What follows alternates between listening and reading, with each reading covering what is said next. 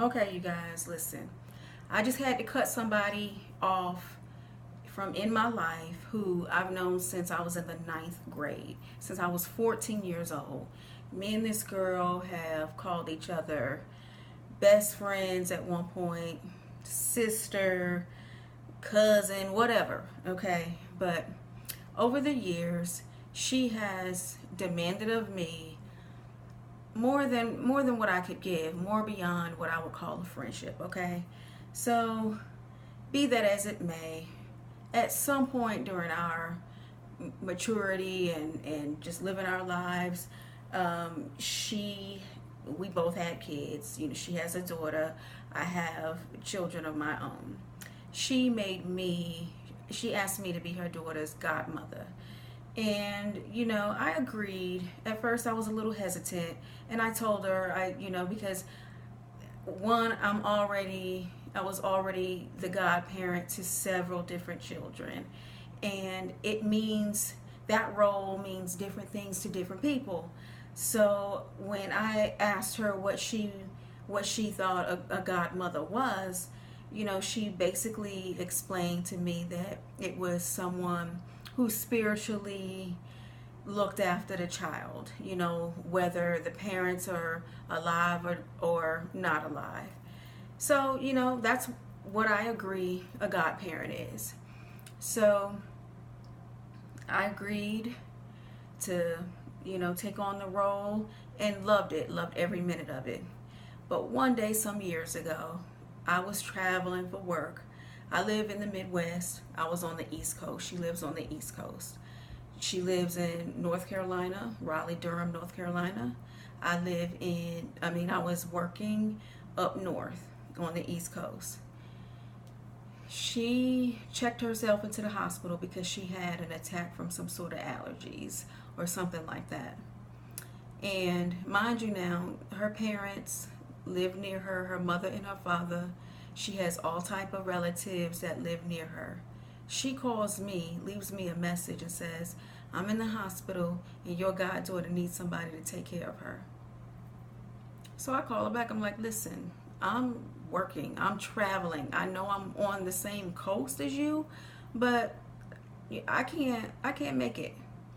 So, long story short, she leaves me some nasty grams on my voicemail and doesn't talk to me for a good. Now, this was back in 2012. I didn't hear from her again until mid 2017. She blocked me. I was every type of B, y'all. So I didn't hear from her again until mid 2017. I'm a forgiving person. I allow her to come back in, to my life gradually, slowly. And I'm in my goddaughter's life. I love that little girl to death, okay? But I don't agree with the way my friend parents. My goddaughter is 9 years old and cannot read at the 9-year-old level. I don't think that she can read at the first grade level.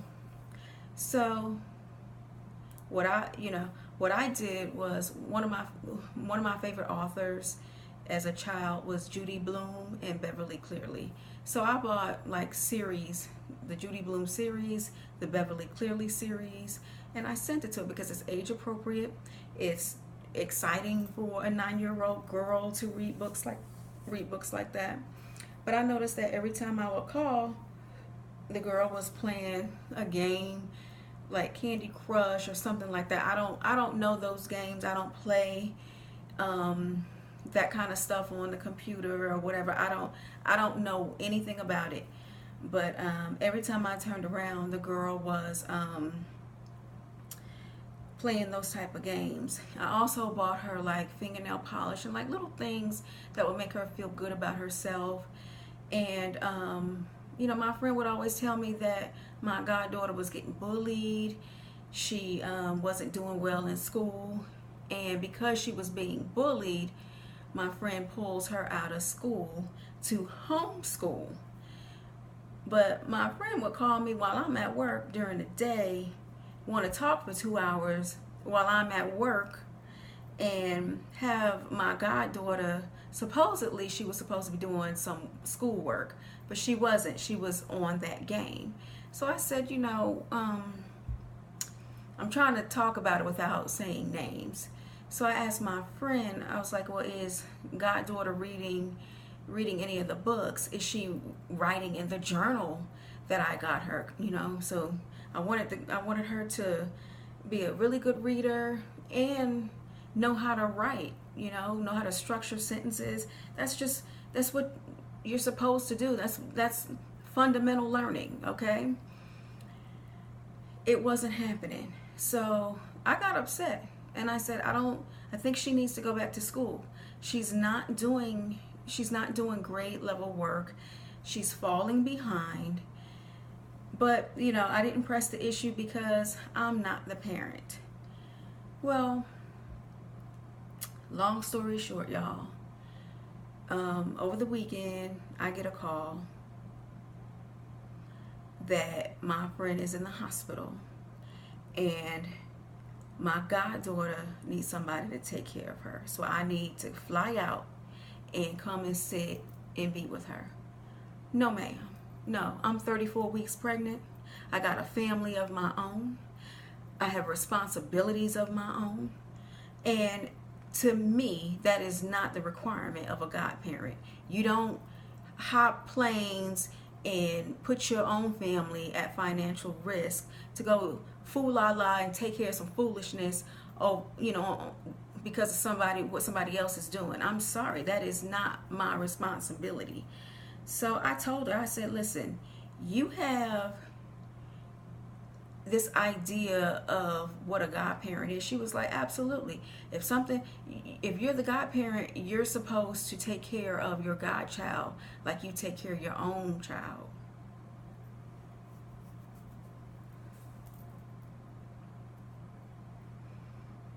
Let me tell you something. No, ma'am. That will never happen. It will never happen. And in order for me to do that, your child would have to come and live with me, okay? First of all, I have not only my own children, I have a husband. I have nieces and nephews that come before the godchild, okay? Not necessarily before, but I'm sorry. I have lots of responsibilities. And what we agreed a godparent is someone who is there for the godchild from a spiritual aspect and a moral aspect. And if I were to follow through on the moral aspect, I would have called CPS when you pulled your child out of school.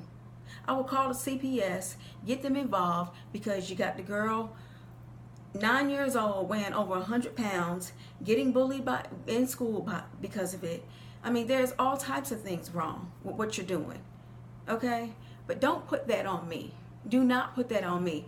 Then the chick gonna call me selfish and talk about my mother and my mother's relationship that I have with her. Just all kinds of mean, crazy stuff. But I wanted to get y'all's opinion. Am I wrong? Am I way off on what a godparent is? Because I really thought that godparents are to be, first of all, it's the highest honor to be asked to be the godparent. I'm always honored to do it. I have one godchild that I am legally bound to as a godparent. So if something were to happen to that mother, I'm responsible and I get custody of that child. But that's legally, that's through the courts, okay? And if we don't have that type of relationship, it's not my responsibility. I'm not obligated to do anything above and beyond what is spiritually and morally correct.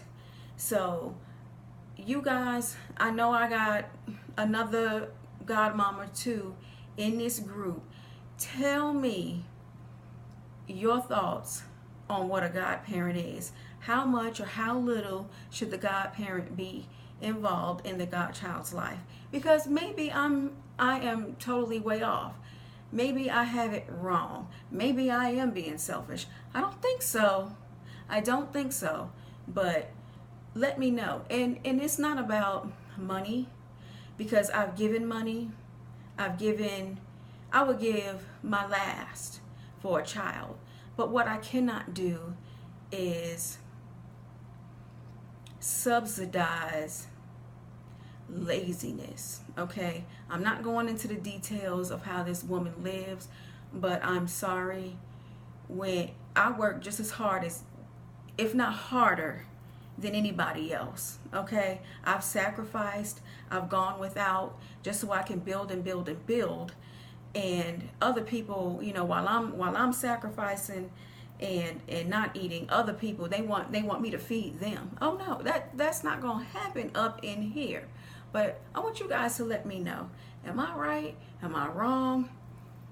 Let me know, what is the responsibility of a godparent? But we're done. I have cut her off because of the name calling, and just we don't have anything in common anymore other than the godchild. I'll still be there for that godchild, always, forever and always. Amen. I will. But she better get somebody else to I don't even know. I don't know. I'm crushed. I'm crushed behind it. I'm crushed that she would do that to me. Anyway, y'all, let me know.